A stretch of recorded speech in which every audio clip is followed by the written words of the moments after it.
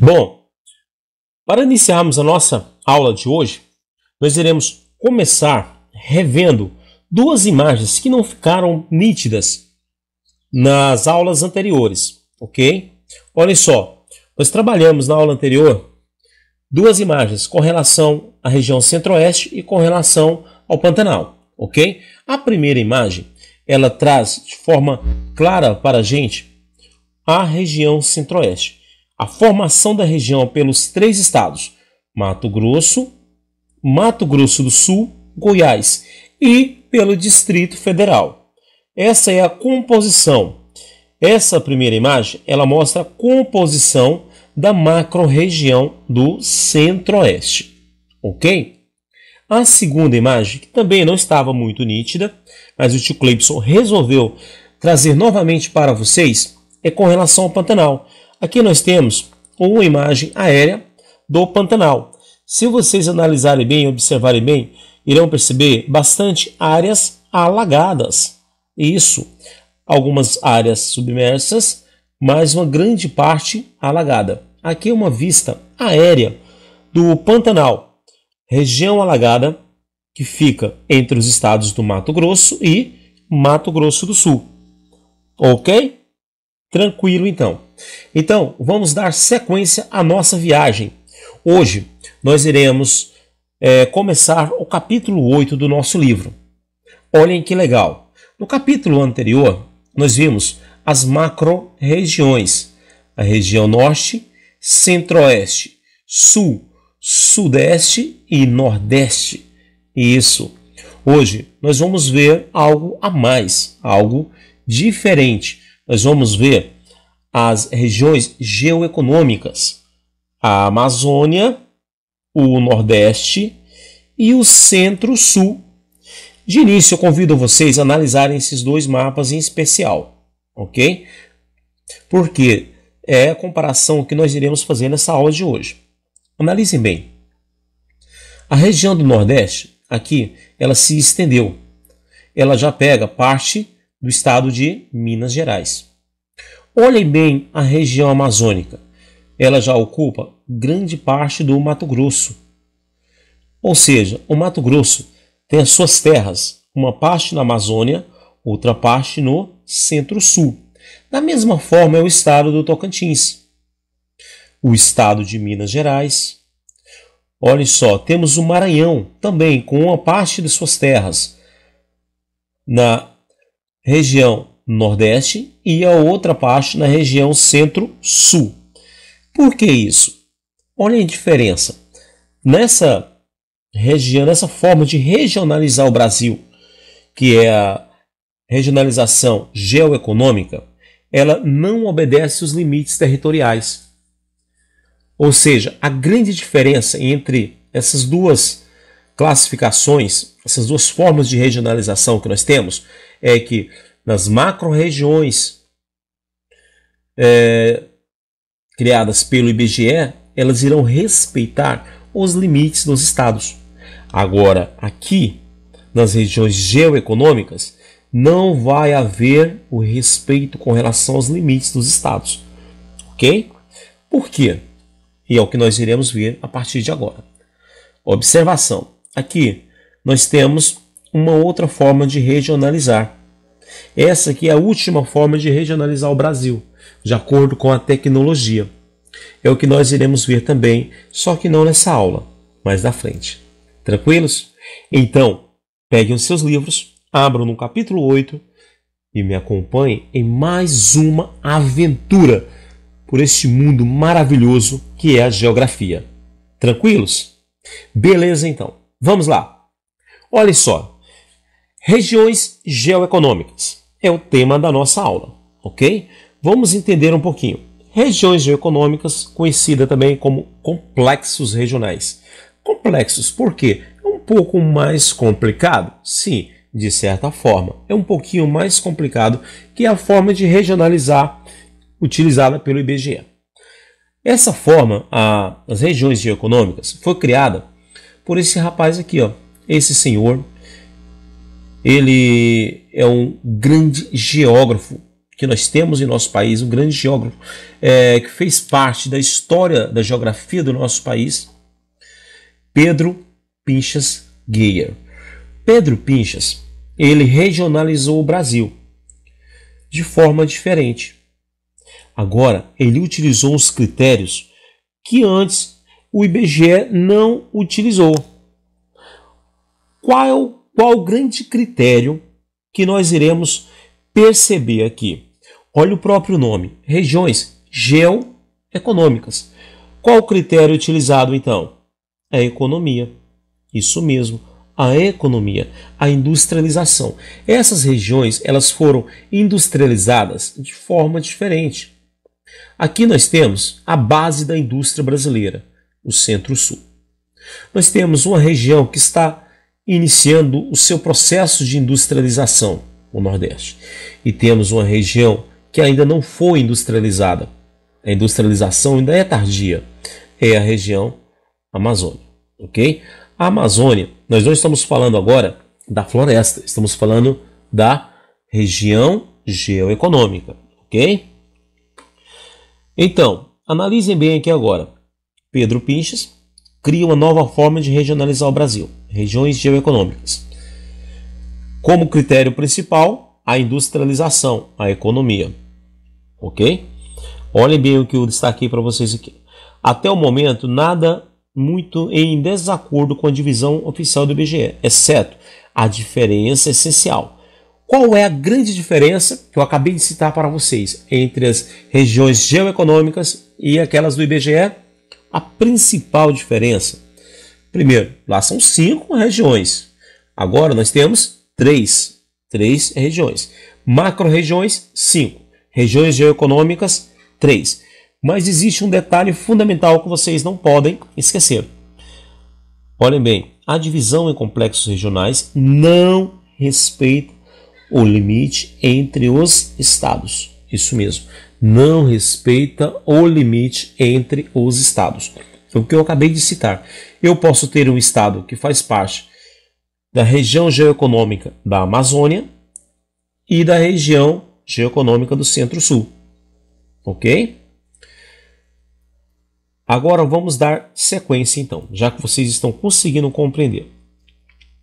Observem bem o que nós temos aqui.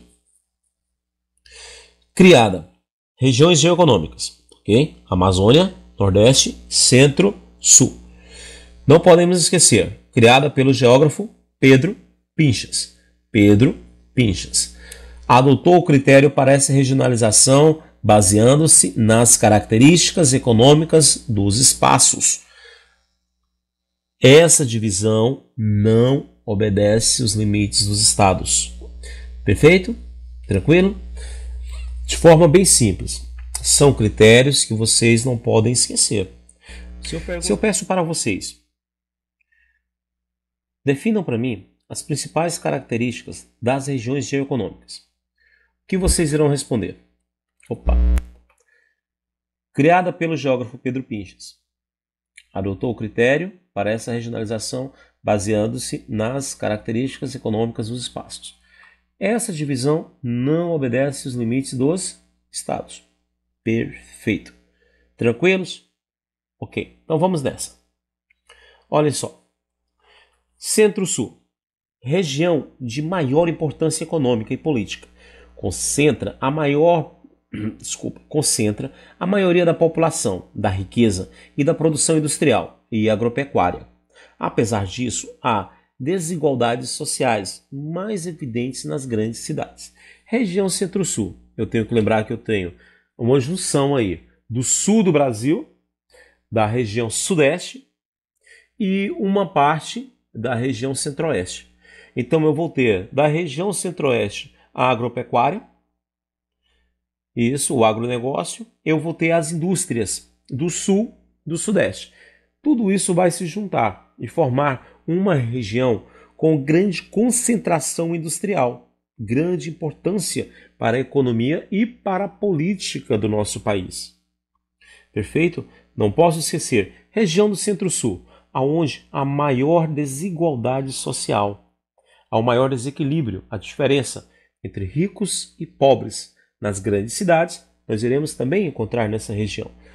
Também porque é onde se concentra a maior parte da população brasileira e a maior concentração de riquezas.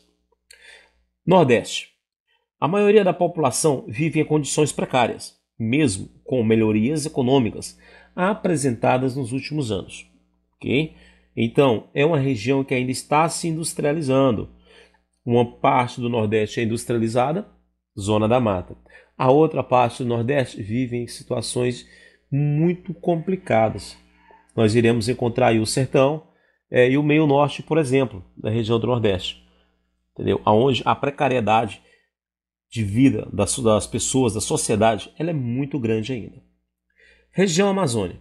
Distingue-se pela presença da floresta amazônica e pela ocupação recente do território, que possui baixíssima densidade populacional. O avanço da agropecuária é o principal responsável pelo desmatamento da região. Região Amazônica.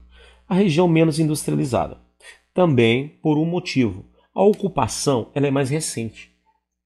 E a região não é toda ocupada ainda. Então, há um vazio demográfico muito grande nessa região. A grande presença da floresta é o principal destaque da região amazônica. Só que a floresta vem sendo desmatada, principalmente, como o próprio texto já citou aí, pelo avanço da agropecuária. Beleza? Conseguiram compreender um pouquinho de cada uma dessas regiões geoeconômicas aí? Centro-Sul, maior concentração de pessoas, maior concentração de indústrias, a base da economia. Nordeste, industrialização tardia, parte das pessoas vivem com precariedade e outra parte na zona da mata iremos encontrar indústrias nas cidades litorâneas. Amazônia, destaca-se pela floresta amazônica, a ocupação recente. Ok? Beleza. Vamos começar agora um estudo mais detalhado com relação ao complexo da Amazônia. Acharam a página aí? Ok, então. Vamos à sequência. Primeiramente, vamos observar aqui no mapa. Olha o que nós temos aqui. Aqui é a produção de soja dentro da região amazônica. Poderemos perceber que essa área aqui, nós iremos encontrar o arco do desenvolvimento. É nessa região aqui onde nós iremos encontrar o maior avanço dentro do desenvolvimento econômico voltado para a agricultura. Ou seja, a agricultura nessa região ela já é modernizada. Já utiliza-se práticas modernas, principalmente com relação à irrigação. Essa aqui nós temos as fronteiras agrícolas. É uma área conhecida como fronteiras agrícolas. Por quê? Por causa da grande quantidade, por causa da extensão da produção agrícola nessa região. É muito grande. Em uma outra parte da região nós iremos encontrar um vazio demográfico, também com certa dificuldade por causa da floresta. A grande presença da floresta, que a floresta é mais intensificada, ela é muito mais fechada dentro dessa área aqui, ok? Então nós iremos memorizar agora. Quais são os estados que fazem parte do complexo amazônico? Acre, Amazonas, Roraima, Amapá,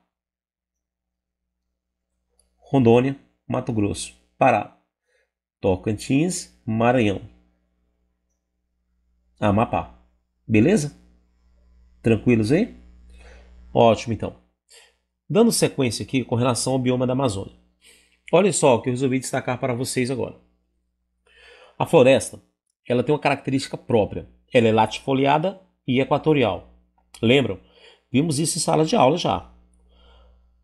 A floresta, ela é muito extensa e bastante explorada. Foi a segunda área do Brasil a ser explorada. Isso. Primeiro tivemos a região do litoral com o pau-brasil. Aí nós tivemos a exploração das drogas do sertão dentro dessa região. O bioma da Amazônia, nós iremos encontrar o maior bioma do mundo, ok? Precisamos relembrar, a Amazônia, ela pode ser dividida em Amazônia legal e Amazônia internacional. Não. A Amazônia, ela não compreende não está somente dentro do território brasileiro. Uma parte dela também está presente em outros países da América do Sul.